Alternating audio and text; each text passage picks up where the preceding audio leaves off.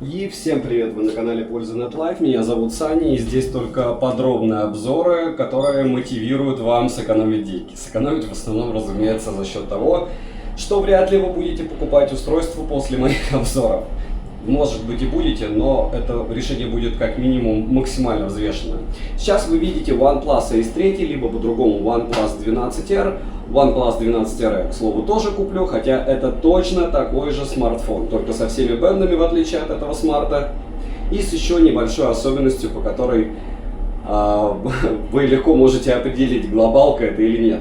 Но об этом чуть-чуть позже. Первое, что я могу рассказать про этот смарт. На фронталку у него, сейчас вы видите, основной модуль 4К 60 FPS, и ничем он суперским не блещет. Основное, для чего я делаю подобные обзоры, для того, чтобы вы могли сравнить из многих-многих смартфонов, которые я таким образом гоняю в одинаковых условиях, какой лучше справляется с обзором одним кадром. Что такое обзор одним кадром? Это я в течение 10 минут вам просто рассказываю о смартфоне свои впечатления, потому что конкретно результаты тестов и все остальное вы можете посмотреть в моем ролике на основном канале Польза.нет. Плюс у меня еще и была прожарка этого устройства на отдельном канале Польза.нет стримы. То есть сейчас вы видите Польза Лайв. На Польза Лайв у меня стримы с розыгрышами, плюс вот такого рода контент. На Пользах стримах только стримы с небольшими шортсами и основной канал с обзорами. Но закончим на том, что не забудьте, если вы смотрите, все-таки подписаться на канал с колоколом, написать в комментах, что вы еще хотели увидеть на обзор, подписаться на телегу скидок взаимопомощи, мой личный телеграм-канал, и перейдем все-таки к этому смартфону. Что здесь веселого? Разумеется, это металлическая рамка. Разумеется, сразу по сборке хочу отметить, что вот эта вот блямба, которая закрывает у нас на корпусе камеру, к сожалению, она чуть-чуть тоже отходит. То есть там небольшой зазор есть. В OnePlus 12, на который обзор тоже был, этой блямбы не было. Разумеется, кстати, основной модуль, разумеется, это полночи не спал, делал стрим на Poco X6 Pro, прожарку. Посмотрите на лайв-канале. Так вот, что здесь интересного? В первую очередь интересно то, что 8К он, разумеется, не снимает. Никаких каких-то особых у него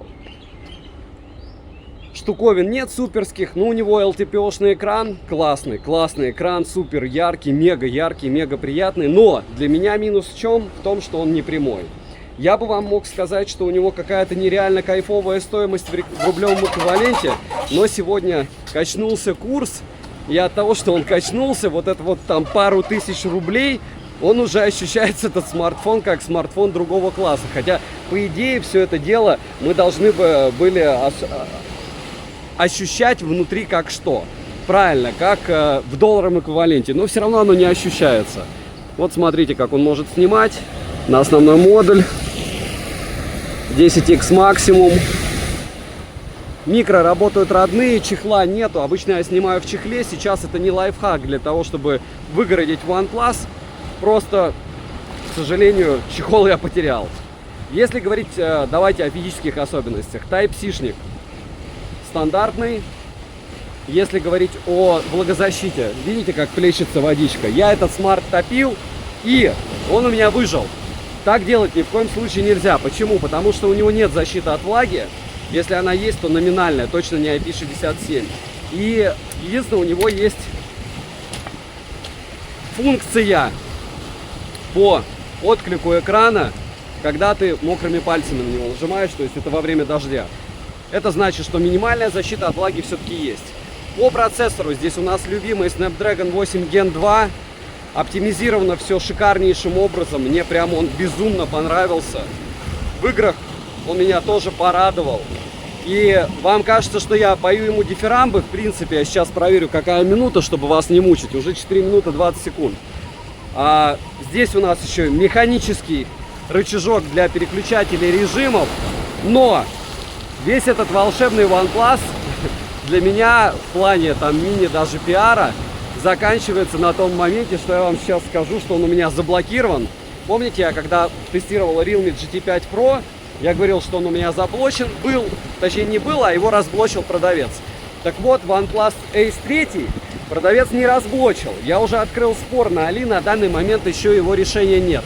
И по большому счету вот этот ролик — это дополнение к основному обзору, чтобы рассказать, что Smart выдержал утопление.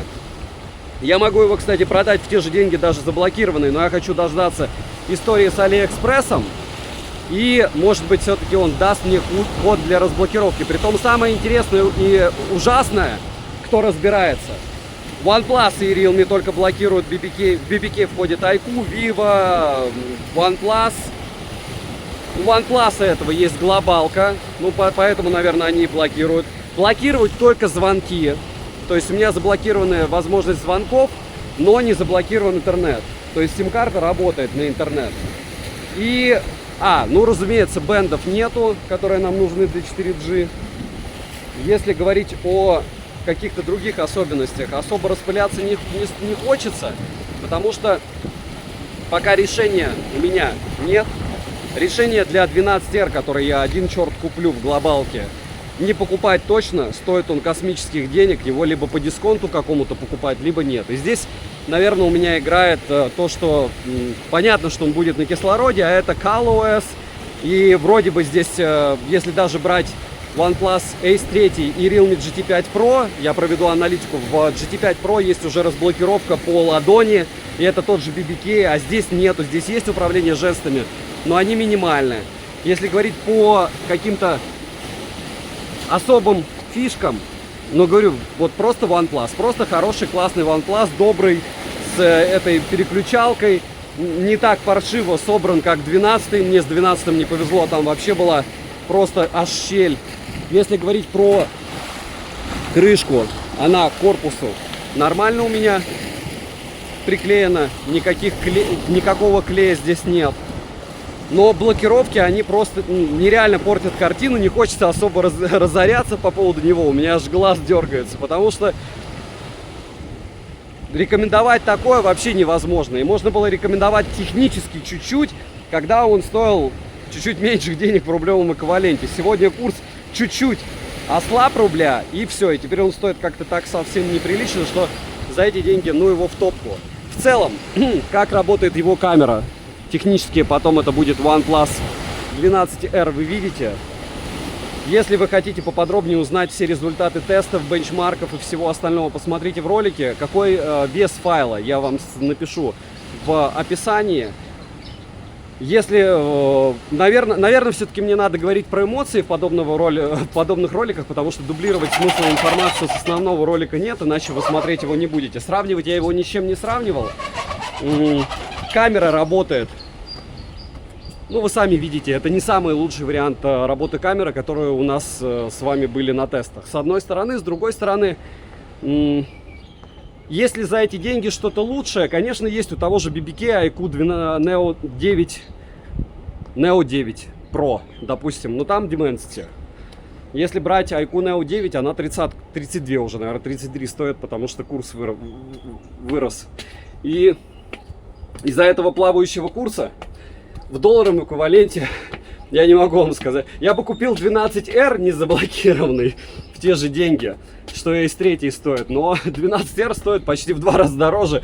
И это какой-то сюр. Да, та же железяка, просто чуть-чуть больше агрегации частот, не заблокированы все бенды. И, ну, посмотрим, может там камеры как-то по супер волшебному будут работать. В целом, меня бесит еще, кстати, что экран блокируется. Экран нереально яркий. Тач классный, мне понравился. Хотя, повторяюсь, мне для игр больше нравятся прямые грани. И, наверное, я покупал его в адекватные деньги. Если бы не блокировки, если бы не бешеное количество различных девайсов на Dimensity в последнее время, на Снэпе есть у меня ощущение, что все более плавно работает. У вас может быть что-то другое, у вас может быть абсолютно другое мнение. Можете написать. Мне очень нравится, что я каждый раз в ролике спрашиваю, напишите кто-нибудь, кто вот между Snapdragon, покупкой Snapdragon и покупкой на МТК-шном процессоре выберет Smart на МТК-шном процессоре. Единственное, что я читаю, это то, что ну чем он лучше, чем он хуже. Но ни один комментарий я не читал за все время, что я спрашиваю, чтобы человек написал, что друг, я выбираю МТК, потому что он стабильнее, под него пишется ПО лучше. Он более энергоэффективен. И вот в таком вот смартфоне есть два варианта на МТК. И на снэпе я выбрал МТК не из-за цены, а потому что он лучше. Вот я жду все время такого комментария, пока не было. Может быть, вы будете первым, но не скрывайте свое лицо, скажем так. Хотя я все равно засчитаю даже без лица. Может быть, ради интереса кто-нибудь и покликает. Вот так. 10 минут мы поснимали. Помним, да? Заблокирован, но не утонул. Ей! Будет ли, если будет разблокировка, я напишу в комментариях. Или если мне вернут стоимость смартфона, ну или я там достаточно много попросил, я вам напишу. Сколько он стоит сейчас, тоже можете посмотреть. Но знайте, что несмотря на то, что, кстати, программа у меня показывает при проверке, что этот смарт разблокирован, я думаю, вы знаете, там эти звездочки, решетки и все остальное, то в инженерном меню, хотя здесь получился он заблочен. То есть, если даже у вас он будет сегодня разблокирован, вполне возможно, у вас будет блок. Девайсу от меня однозначное да, если это 12R за стоимость Ace 3. Добра и удачи вам, дорогие друзья. Не забудьте подписаться на телегу скидок, взаимопомощи, мой личный телеграм-канал, где вы можете увидеть много исходников фото и видео с этого смарта. Удачи!